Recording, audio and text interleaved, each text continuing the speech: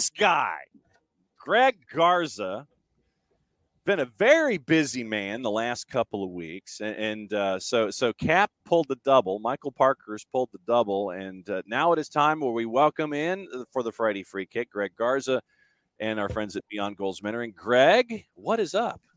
How you doing, man? Everything's good. How about yourself? Okay, now this is where the multitasking happens. Traditionally, with that third man in, you get the typing done. So it's so I'm working on Twitter as we're talking. And yes, this is a bit of a filibuster, and I apologize for people having to see my forehead here and the high crown and see now I'm typing. I'm still typing. I wish I could type faster and more legible. And our friends at BG Mentoring. And by the way, I'm glad that you got what I sent you in the mail. I did. And it's probably a bit of a breezy read. And I sent, by the way, breaking the fourth wall. I sent Greg book 6, Noble Strong Lessons in Destiny, because Greg is a guy that likes to read and the whole authoring thing. And so I sent Greg my last book. And so when you've got moments, go ahead and file it in and add it to your stacks, because it was a labor of love for me to put together. And you know what high school football means to the state of Texas, and it means the same here in the state of Georgia. And I figured, yes, I will send Greg a copy of my latest book. And so it made it there. Greg showed me the photo once he opened the envelope. And like I said, add it to your stacks, and may it sit in your bookcase on your bedside and be a wealth of reading for you. It's on my coffee table right now. So coffee table book. Awesome. Yeah. All right, so you were busy last week. What were you doing? Goodness, last week I was volunteering for distribution of food for the veterans in the morning. Had a lot of things going on. Then I spoke to I think it's 12 for Life, and also Latin Community Association that they have helping young students who want to get involved in some sort of engineering or sports after their high school years, and helping them get through college or get into a community college. And so it was a weekend of helping veterans, and also speaking and engaging with students, kind of giving them my personal story, and helping them feel some sort of motivation to figure out that next phase of their lives. And that's a really cool thing, where I don't think enough of us do it, where there'll be folks who may tap us on the shoulder and sit there and go, hey, can you come and talk to so and so? Can you come and talk to this group?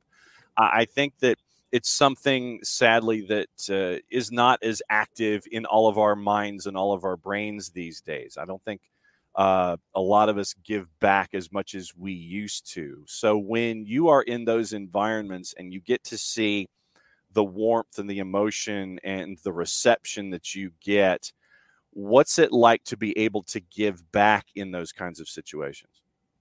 I think, me personally, and understanding all of us who were able to have that platform, right? I think having a career within sports allows you to have a platform to serve as a good role model for those who are around you. And sometimes it gives you a bigger platform to do so, because I think within sports, and when you are someone that's looked up to by a lot of kids and by a lot of younger generation people, you hold that platform to serve as the greatest role model that you can be. And I think within my career, I always use that benefit to the best of my ability, to get involved in the community as much as possible, and always serve as that role model for a lot of kids that are within that next generation, because they will listen to you, and they might listen to you more than they might listen to their parents. So and that's obviously the ultimate goal of Beyond Goals Mentoring, as well as having an extra ear, or having an extra voice in your ear can be something that can truly be impactful for a lot of these younger generation kids, and understanding certain responsibilities or ways to hold themselves accountable. And that's what I'm most passionate about. When you give this message to your mentees, how much feedback do you get from them about that next step, that next stage, and that next step from them, where they in turn are giving back and giving time? Do you see that rubbing off on your mentees, and do you get the feedback from them as well? It's such a huge cycle. Yeah, of course. I think one thing that's so interesting you said that, because one of the things we've really been hitting on is just serving as that role model, right? No matter how old you are, no matter how much older people are going to be whom you work with one day, you always have to serve as that good role model. And I think, Michael always gives a great story, and I give a great story as well. As Michael's story was when he was at Wake Forest, or he had no idea some of his teammates were watching him closely. Or I think he has a teammate that said wanted to run exactly like him, right, and jog exactly like him.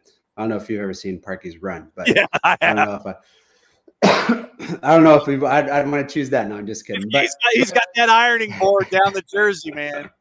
he's just like me. He's got the shoulder straps so tight that we're almost like the little raptors running on the field because we can't move our shoulders. But I think it's so interesting that the people who are around you are watching you closely every move that you make, and that's something he never realized, but understood that that was such a great leadership quality of leading by action and leading by example. And I think the same goes to me. I think whenever I was right after the 17 World Cup, I got called into an under 20 camp, and I was by far the youngest one there. And then having the ability to play with some of those guys, later on in my career, and kind of understand and realize that, they would always say, we watched you so closely. And I was like, well, I was 4 years younger than you guys. Why would you guys watch me? And, they just said, well, just the way that you carried yourself, you already had such a professionalism, mentality, and you're ready for anything and everything. And I think it just goes to show it doesn't matter how old you are. It doesn't matter who you're playing with or what you're doing within life. You have that ability to serve as a role model. And I think it's examples like that we give kids to help them understand, the types of leaders that they can be, because there are so many different types of leaders, but most importantly, to always try and serve as a good role model. And at the same time, though, you can lead in different ways. I mean, you've got the loud, boisterous, guy who's going to point fingers, and it's going to be, barking orders and doing this and doing this and doing this. And then you get someone, where it's very, very reserved. But when that individual speaks up, you listen that much more, because it might be that rare opportunity for that individual to sit there and come up and sit there and grab you on the shoulder and go, okay, look, I see this, this, and this. Leading and mentoring can be coming at you from a bunch of different emotional standpoints and a lot of different forces of standpoints. So don't discount someone's behavior when it comes to their ability to mentor. They can be loud, they can be quiet. The message can still be the same. Most definitely. I think, understanding each and everyone's perspective of how they can lead, and also listening to different leaders can also give a different, point of view on certain things. I think one thing for me was great to see the academy out there during the veterans, the distribution for veterans was really, really great to see. And I think, just how impactful it was for them to see me there, right? It's one thing for them to give back, and I always, when I was there, I always thought to myself, man, I probably did so much of this whenever I was a kid, and you do it as a team building size or whatever it may be. But to see a first teamer, or to see somebody who has had somewhat of good success within their careers also be there, can mean that much more. Because you never know. You never know when we're wandering around when we can rub off on somebody. And so, it's just as important to understand, I would think, as a mentor. You may not think you're a mentor, but you are. And it's not just something that, when we're active in that process, when we're giving back or holding a class or doing a Zoom or whatever, you're a mentor 100% of the time, whether you may know it or not. You rub off on folks in your everyday. You just don't know when that moment's going to happen, and it may come to you later. It's not something that may be outbound all the time. It could be inbound a whole lot later. Most definitely. Yeah. And I think that's the message that's been able to, given with even our mentorship program, and also just being out there and doing great things within the community. Right. I think, like I said, and I'll hit the same nail as these young kids that go through the academy, they're doing things. And like I said, if I were to recall so many things I did as a kid with team building exercises, there's a lot of things that I don't even, probably don't remember. because you do so much of it. But when you have someone that's there and you say, oh, wow, he's here as well, it makes that much, that much bigger of a difference. So when a mentor needs mentoring, where do you go in those times? Who is on your speed dial? You can drop names if you want, but what kind of an individual is on your speed dial when you think you need mentoring as a mentor? I think there's, Michael's a great resource and wealth of knowledge. I think that's why we probably get along so well, is that, I've said this before in interviews. I always saw him as like a dad figure, right? I know he rocks the dad bod now, but but he is always a dad figure, throughout our whole entire career, and or throughout my career within Atlanta. And I think every team he probably played for, he always served as that dad figure. So if there's anybody I need to call about, next steps, or even within our business and everything that we do, he's such a great guy to count on. And I think it's he just, the way he just has that father figure mechanism of just knowing what to say and being such a huge wealth of knowledge. And yeah, it's not only a really good friend, but someone also to look up to as well. A couple of other things that popped into my head this morning, and we have folks on the Twitch pitch. Shiva's excited about you hosting a Toka camp during Thanksgiving. Shiva says that she is going to be there. Sounds great. Yeah, we're gonna have a lot of us. All the 2018 MLS Cup champions alumni will be there, so it's gonna be interesting and fun. I wanted to when last time you were on, there were the two topics that I kept on the board just to show you that I didn't forget. Here, I wrote them down and I kept them until your next appearance, just so I wouldn't forget them myself. We talked about mentoring mentors. When it comes to mentoring parents, because I know that the parents have certain expectation levels of their kids and their athletes and what they would like for them to accomplish and who they would like for them to be. When it comes to mentoring parents, how different is that from mentoring the athlete or the student that they're attached to? How different is that? It plays a very similar role, I think, okay, because each and everything that they do within that household is how they are providing support for one another, right? Obviously, every kid is going to be living up to a certain expectation of what their parents hold of them, but at the same time, what is the support like from those parents, right? And I think that's the most important word that we can always speak about with parents is what their support is like. Are they the parents that, the first thing that they speak about after they get into the car and shut the door is how negative or how what mistakes that kid made on the field, and what does that do emotionally, and how does it sometimes make that kid feel less than maybe what he did well on the field. And so I think it is helping them also understand, and it's really interesting. There's a lot of kids that, you always ask, even when they're with their parents, and you always ask them, what's the first thing you guys speak about when you guys get into the car after a game? And let's say it's an okay and mediocre game that you play, and it's always negative. There's never anything positive, right? You may have lost the game, but it's because you didn't do this or because you didn't do that. And I think helping them understand that, there are going to be games like that all the time, and helping the parents understand that there are going to be games like that.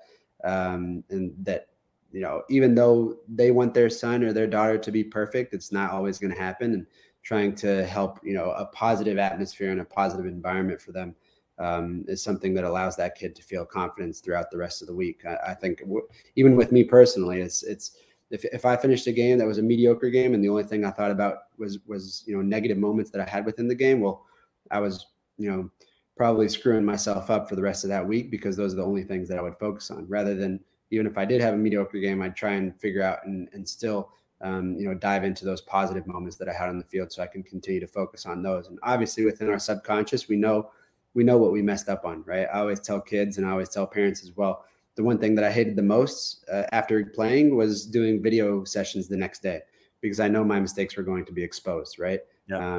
But you still had to have that open mind and understanding those moments, and know that person that you're going to be listening to, which in this case was Tata or other teams that I played for, you had to have an open mind that all of those things were to teach and give you lessons and experiences that you could learn from. But still for myself, I still had to think about the positive moments rather than those mistakes that I had, because that's what kept me going throughout that week, to have a positive mindset for the next game. How long did it take you to get to that point to where we're not focusing on the negative? I mean, I got to a point in my career where I would give myself 30 seconds in the car on the drive home, off the air. You're in the car, you're by yourself. You give yourself 30 seconds to think about it. Maybe you scream and you're like, how could you have done X, Y, and Z? And then you let it go. How long did it take you, or is it still a work in progress even to this day? And I'll admit that it is for me, because sometimes I definitely do slip. How long did it take you to just sit there and understand that, yes, I've done some, I did, negative things, or I feel, less than stellar about my performance? How long did it take you to get past all of that and just understand that it's done, you got to put it away, and now it's time to move forward? I think you learn as a player, with experience, right? I think that's the most important word that you can use, is gaining that experience as you're making those mistakes. I love to take into consideration, or I put into account, Miles Robinson, right? Whenever he first started to get a lot of minutes and, started to understand different responsibilities, there were some costly mistakes that were made, right? And I think over time he started to gain that experience and understand, okay, cannot dwell on those mistakes, but just continuously get better and recover from all of them that were made. And then that's what obviously made him into that such consistent player that he was, that we saw for so long, and within the national team, within, Atlanta United. And, I'm sure once he's back, he'll go through that process once again of getting back to that same level that he was at. But, I think, that as a player, I think I use myself as also an example, is that, when you are young and you are creating and making these mistakes within games, understanding how to turn that page as quickly as possible and then focus on that next opportunity, because that next opportunity can be one that can change the game, right? And I think that's the, what you always have to focus on, is understanding always that next opportunity, not dwelling and focusing on the last mistake, and understanding that next opportunity can be one that can essentially be a huge game changer. Because it seems like dwelling on a mistake, I mean, I think it's our human nature, because we don't want to let those around us down. We don't want to let ourselves down. We don't want to let our teammates down. And we don't want to let those who look at us or look up to us down. I mean, at times it seems almost daunting to do something like that, to let something go. And it seems like it takes a lot of work to get to that point for a task that we know at times. It's like, you've got to understand that we make mistakes and we're human and all this kind of stuff. It just seems like it's daunting at times, especially in this day and age, to have the strength, the inner strength, to let that kind of stuff go and continue to build forward. Are you seeing that too? Yeah, of course. I think, it's these days, looking at the youth and seeing them as players and as people have a really hard time to get over things, right? I always like to use the example as, kids are much more emotional these days than we were back in the day. And I don't know if it's just been, environmental change of the way that certain coaches are. I don't know. It's when I was a kid, it was, you were meant to be built tough, right? Yeah. And some I think dirt on it. Yeah. Yeah, exactly. And I think, it helps you in a lot of ways, but there's only a certain amount of kids that were probably able to really take those blows at time in training. And nowadays you have to be very careful in how you speak to children, and how you speak to kids, and how you speak to teenagers. And, at the same time, there's got to be a certain, level of balance to where you can still create toughness within those kids, but also understand that each and every one of those individuals will take, constructive criticism in a certain way. Right. So, it's and now seeing so many youth players, they're much more emotional than we were in the past. Right. They dwell on things. They dwell on one mistake, and it allows them just to completely shut off for the rest of the game. So it's helping them get through those mistakes, helping them get through those those moments, and find that confidence within themselves right after that mistake is made. Greg Garza, Beyond Goals Mentoring, hanging out with us for the Friday Free Kick till the top of the hour, exploring everything that pops into our collective brains on a weekly basis. It's Greg and Michael doing some fantastic work with Beyond Goals Mentoring. So the other topic that's on this sheet of paper that I've kept, warrior mentality, and that kind of goes into what we've been discussing this morning. Developing that mentality as a warrior, tuning out the mistakes, blending itself, and working your way forward. When you're discussing warrior mentality with your mentees, how do you break it down by looking backward at mistakes, tuning that out, working forward, being successful in a group, all of those kinds of things? When warrior mentality comes up with your mentees, how do you address it? I usually like to show a captain that I had who I played with in Tijuana for 5 years. I show a video of him when he played, and it's funny because I use a scouting report website that I used to use whenever I was a player in Mexico. Don't tell them I still have the login, but but I always, and you can find any given player, I can go back and look at all my mistakes. I can go back and look at all my great plays within my career, the passes made, within the first third of the pitch, within the second third, within the final third. And you can look at everything. Everything is just divided up into understanding what type of player you are facing. And I used to do that all the time whenever I played there, because I would watch the right wing, right? And I would watch all of his videos. I would watch his successful dribbles. I would watch his unsuccessful dribbles. And I would start to notice things, some patterns right the night before I would play him, and it would help me so much. But this player in particular, his name is Javier Gandolfi, and one of the best captains I also had, probably besides Parkey. But just this guy left his soul out on the field every single game. It didn't matter if it was a friendly game, didn't matter if we were doing rondos within training, didn't matter whatever it may have been. The most intense person I had ever seen play or ever played with. And I learned so much from that. And I look back and I think to myself, if people are to stop me here in Atlanta, or if people are to, tell me the type of player that I was here in Atlanta, and a lot of people will stop me and say, man, I love the way you play because you just gave everything, right? And you notice that from the outside. And if there's anybody I have to, credit within my career, is definitely that guy, because even within rondos and the silliest moments within training, this guy was the absolute most intense person I had ever played with. So it's funny. I always show, it doesn't really matter what position, because I don't care about the kid, but I will show them videos of the tackles that this guy used to make. And that's all it will be. It'll be 1v1 situations that he did not let anybody get by him.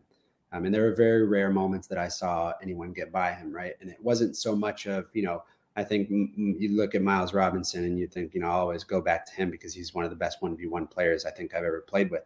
But Miles is able to use his athleticism, his strength, so many different qualities that he has a player. And this Javier Gandolfi was probably just maybe an inch taller than I was, pretty small guy, but just used, his absolute, warrior mentality to not let anyone defeat him, right? And I think that, when I show that video to so many players, it's really interesting, because I do have a player who plays center back as well, also at the academy in Atlanta United. And one thing he pointed out to me after watching those videos, he asked me, he said, was he captain? And I said, yeah, he was captain. He said, and I said, how'd you know? And he said, because he plays like one.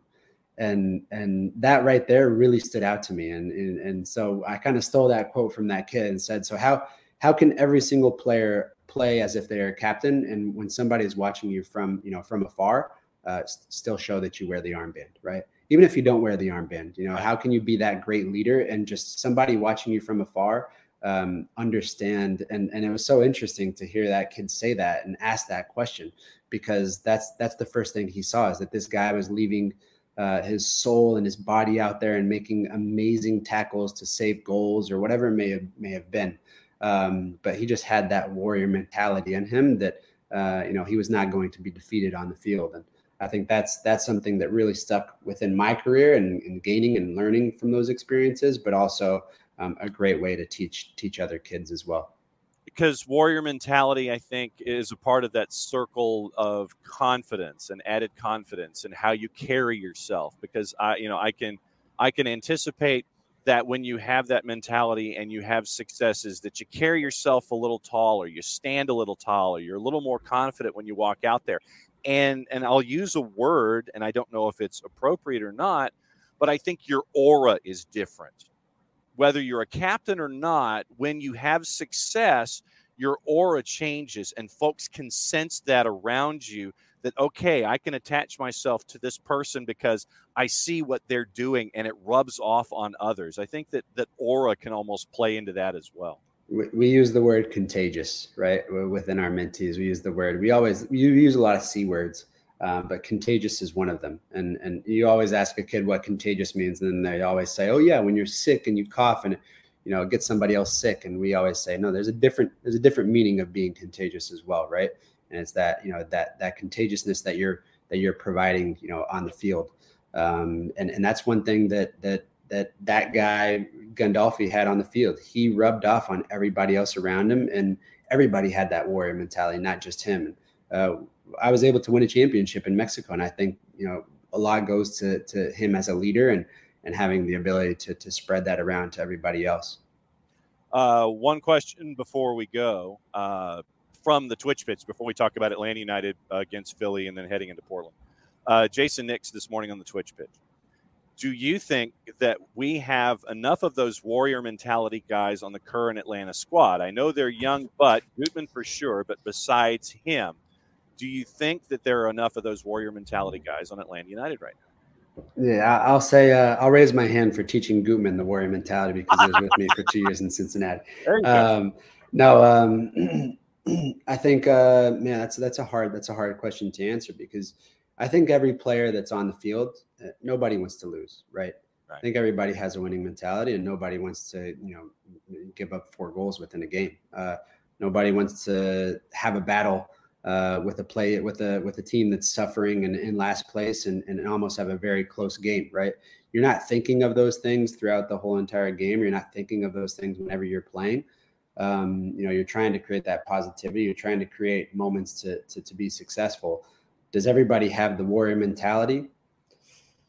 Man, I would hope they do. It's and I think Andrew is such a player that can rub off into other players and have that.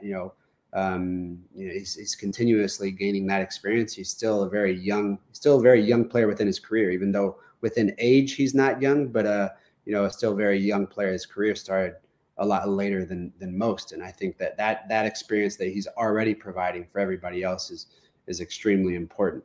I would like to say that everybody has that on the team. It's really hard to say from the outside because, you're watching from the outside in. All of us want guys to go into every tackle and run all over the place. I think one thing for me that I always had, and one thing for wanting and having the war mentality, and I think it goes to even Eric Ten Hag and Manchester United after they lost to Brighton, which was their first game of the season. Yeah, and it was because them as a team did not run more than the other team, and I think that's something that if we were able to dive into all of the players and show their GPSs after the game, if I were a coach, and I would probably have that same mentality as if. You think about little small-sided games within training or within, things that you do within training. Is the team that usually wins is the team that runs more, right? And so I think that if we were to dive in and kind of see what the statistics are, because I think nowadays there are so many statistics that can make a difference, and that would be my biggest statistic, is to see if they are running more than the other teams. And if they aren't, it's because that other team is probably working a lot harder. And I think that's what goes into that warrior mentality. And you even see the change within Manchester United right now, and those guys, having a little bit of a warrior mentality because they understand, what's behind it. I think another, a great coach was Almeida with San Jose Earthquakes, and even though his philosophy did not work in San Jose, it did work at Chivas when he was successful there. And he had the samurai mentality, and that's the philosophy that they lived by. And if guys are able to get around that, then it's so successful. If you have one or two guys that aren't able to get around that, then guess what? It's probably not going to be successful. You need the whole entire team. Well, and to the point that we were making this morning, warrior mentality can come at you from a bunch of different ways. It can be boisterous, it can be quiet, it can be forceful, and you don't have to be the loudest guy in the room to have a warrior mentality, I think is probably one of the other points that we've made this morning, yeah? Most definitely. Most All right. definitely. Lost to Philly, top team in the East. Before we go, everybody's been losing to Philly. Philly plays a distinct style, which can be our own Beyond Goals Friday free kick on their own. And now they're heading to Portland, and it's another one of those where you started midweek 4 points out of a playoff spot. You're now 3 points out of a playoff spot because of everything around you. Portland is a tough environment. It is an old team. It is turf. And I was talking with Jarrett in the first hour. I think that the speed that Atlanta has on the wings can take advantage of that back line in the midfield on the road. Most definitely. I think I watched Portland's last game as well. And I think there are some vulnerable moments that you can take advantage of within their field, and but then again, it's dealing with the atmosphere and understanding how to play within that environment, right? It can be a very hostile environment to play in with the fans that they have, and it's a tough place to play. So I hope they do well with it. All right, what's the latest with Beyond Goals? What are you up to these days before we catch up next? Everything's great. We are into the nonprofit side of things, and that's been our next project. So just really focusing on helping different communities within Atlanta and helping guide kids in so many different ways. So that's been our next project. Greg, as always, great to catch up with you, my friend, and thanks for hanging out with us for the Friday Free Kick. Have a fantastic weekend. We will catch up with you next time, and I love that we are able to take topics and kind of go and build them out a little bit as we do here every Friday that you and Park here with us. Thanks for hanging out for the Friday. Sounds good. Thank you for having me, man. Take care.